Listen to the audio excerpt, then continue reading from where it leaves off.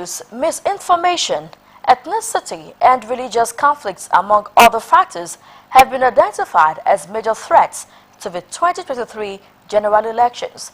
These, among other biting issues, were the submissions of facilitators at a two-day workshop for bids to curb misinformation and disinformation that could jeopardize the electoral process. Imagine if something immediately begins to trend, and all of us in the media, as many media houses as we have in Nigeria, quickly go on to say this is false. It will not take roots and it will not cause much damage. Other facilitators, including the Dean of School of Communication, Texas Southern USA, Professor Chris Olassi, former Dean of Communication, University of Lagos, Professor Lai Osho, Grace Echo, stressed the need for journalists to take the bull by the horn and set the polity right for the coming elections. The coming government can tackle the economy and the issue of security. I think a lot of other things will fall into shape. The practitioners themselves will be addressing some of the questions they might have and addressing some of these challenges. Attendees also shared their thoughts on the challenges confronting the Nigerian media and the hope for a better working environment for journalists. The National Peace Committee has described as troubling the attitude of politicians as well as violence at campaigns ahead of the 2023 general elections. The NPC decried the use of intemperate language, intimidation, and outright violence by party supporters, and warned that the development, if not curtailed, could undermine the peace accord signed by all presidential candidates at the International Conference Center, Osrc, Abuja, on September 28. NPC Chairman General Abdulsalam Abubakar and convener Bishop Matthew Hassan Kuka said Nigerians are genuinely concerned, troubled and disappointed by the conduct and attitude of some other political actors in the last few weeks.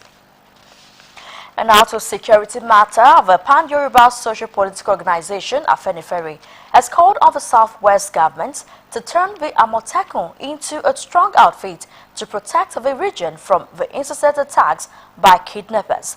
Afenifere, in a statement by the National Publicity Secretary, Jare Ajayi, said the frequency and ferocity of kidnapping in the area were engendering so much concern on the territorial expansion of terrorists.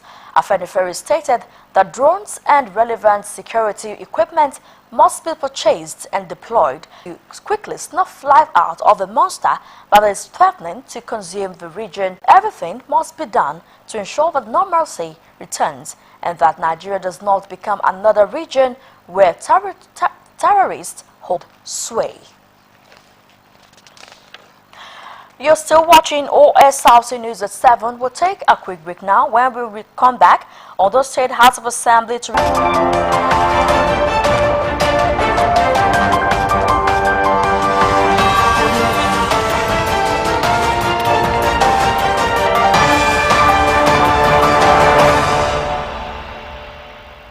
Glad to have you back. You can watch us live on our website www.osrc.ng or follow us on Facebook, Osrc TV Ondo, and on YouTube you can subscribe to our channel, Osrc TV Ondo. After 2 months recess, Ondo State House of Assembly has directed its members, particularly lawmakers, to resume sitting tomorrow, Wednesday, 16th November 2022. A statement by the Clerk of the House, Benjamin Jayola, says the resumption is to enable the lawmakers continue their legislative business. The statement also notes that plenary is expected to hold same day. The federal government has assured the people of Ondo and Ekiti State that the contractor handling the dualization of the road linking the two states will be back on site soon. The Minister of State for Transport, Ademola Adeguroye, while playing host to the principal officers of the Ondo State House of Assembly, led by the Speaker, Mr. Bamidele Oleyelogun, said the proposed deep seaport in the state would soon become a reality. House of Assembly correspondent Omoshiliola Adesuyi Ajayi now reports. The dilapidated state of Akure-Ado Road has been a major source of concern for residents and commuters plying the road Business activities have also taken a hit.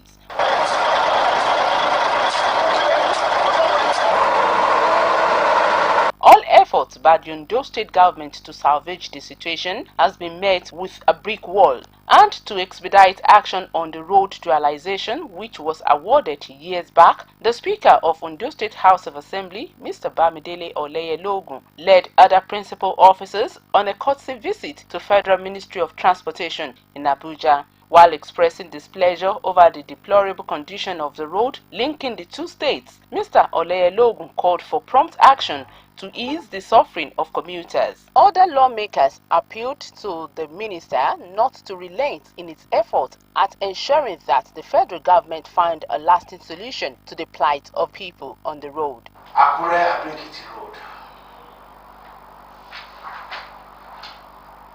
We have complained that is it that we don't have anybody who can talk on our behalf? Is it that we don't have a mouth who can speak for us at national level?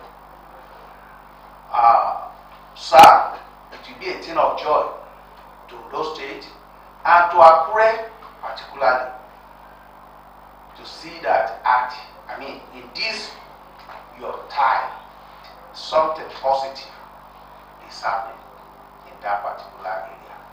The Minister of State for Transportation, Mr. Ademola Adegoroye, said the federal government was looking into the contract and assured the delegation that contractors will soon go back to site. On the status of the proposed Ondo Deep Sea Port, Mr. Adegoroye promised to throw more weight behind the project in order to achieve a common goal. Were hired equipment. Yes, so they couldn't perform. They gave them bits of money and they abandoned it. So will you blame Buhari? And then to determine the contract, to cancel the contract, it takes a process. When I met him before I was sworn in, what he told me, and what I'm telling you as representatives of our people, is that number one, they are going to fulfill the process of determining that contract in terms of council. When they determine it, they're going to reward and to make it even faster. They want two companies, want to start from this end, I don't want to start from the other end. Maybe it will make it faster. Other members of the House on the visit were the Minority Leader, Rashid Elegbeleye, Parliamentary Secretary, Abayomi Akinrutan, Deputy Chief Whip, Festus Akinfironye, Olushola Oluyede, and Clerk of the House, Benjamin Jayola, Omoshiliola, Adesoya Ajayi, Osrc News. In the meantime, Ondo State House of Assembly Speaker Bamidele Oleyelogun is asked for more time to study the preliminary objection in a suit filed against him by Economic and Financial Crimes Commission (EFCC). Oleyelogun, through his lawyer Femi Emudamori, said the anti-graft agency lacks the power to try him in view of the Ondo State Public Complaint Financial Crimes and Anti-Corruption Commission. Lawmaker was elected having polled 15 votes to defeat Olubunmi Adelugba Emure constituency, who got 10 votes, replaced the former Ekiti State Assembly Speaker Fuminiyi Afuye, who died in October after suffering cardiac arrest. Aribi Shogun was sworn in as Speaker by the Clerk of the House, Mr. Tolaison, following his victory in the election. In his reaction, the new Speaker expressed gratitude to his colleagues for the confidence reposed in him and pledged to discharge his duties to the best of his ability. The national 20.77% in September 2022 to 21.09% in October 2022 amid soaring food prices. Inflation was 23.72% in October this year from 23.34% in September this year. The NBS said on a month-on-month basis, the headline inflation rate for October 2022 was 1 point. Cost. High energy costs, sudden food prices, amongst others. President Muhammadu Buhari has condemned the inner scaling of Eze Ignatius